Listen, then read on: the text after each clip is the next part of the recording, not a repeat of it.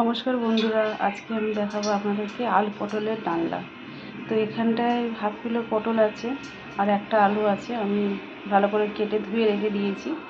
আর এখানে আছে টমেটো একটা গ্রেট করা, এক টুকরো আদা এটা গ্রেট করে নিয়েছি, আর দুটো কাঁচা লঙ্কা, মানে 1.5 কাঁচা লঙ্কা। নিরামিষ রান্না হবে, বাকিটা দেখাচ্ছি। কড়াতে আমি তেল দিয়ে দিয়েছি, সর্ষের তেল পরিমাণ মতন, এটা গরম হয়ে গেছে।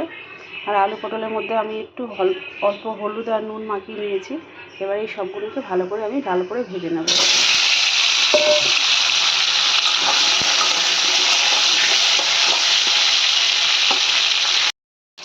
এখানে আলু পটলটা খুব সুন্দরভাবে লাল হয়ে গেছে। এবারে আমি এটাকে দিয়ে দেবো অল্প একটু জিরে, গোটা জিরে ফোড়ন, আর দিয়ে দেবো এখানে তেজপাতা।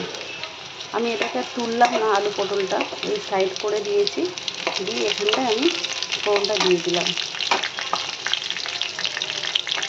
ফোড়নটা ভালোভাবে হয়ে গেছে। এবারে দিয়ে দেবো আমি টমেটো আদা যেটা গ্রেট করে রেখেছিলাম সেটা।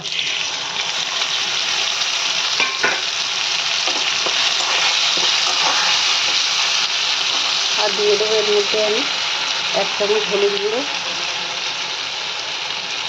হাফ চামচেরও কম একটু লঙ্কার গুঁড়ো, হাফ চামচ জিরার গুঁড়ো, আর পরিমাণ মতো নুন। এই সব কিছু দিয়ে ভালো করে আমি কষাবো।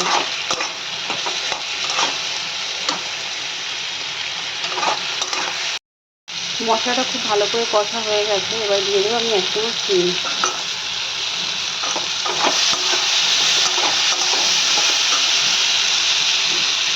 আর দিয়ে দেবো ছোটো বাটির 1 বাটির জল।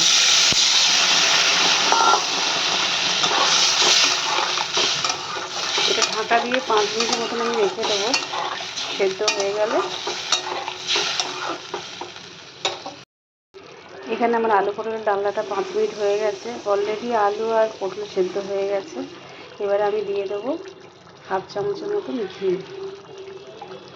আর দিয়ে দেবো বাড়ির তৈরি করা গুঁড়ো গরম মশলা।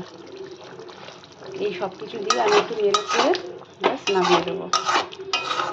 তো হয়ে গেল আমার বন্ধুরা আলু পটলের নিরামিষ ডালনা। আজকে আমার আলু পটলের ডালনা পুরোপুরি রেডি, দেখতেই পাচ্ছেন বন্ধুরা। এটা একদম পুরো মাখা মাখা, মানে এটা ভাতের সাথে রুটির সাথে সব কিছু দিয়ে আপনি খেতে পারবেন, খেতেও খুব ভালো লাগে। এভাবে বাড়িতে বানিয়ে খেয়ে দেখবেন, আশা করি ভালো লাগবে। আর ভালো লাগলে লাইক করবেন, শেয়ার করবেন। আজকে আমি এখানেই শেষ করছি, ধন্যবাদ।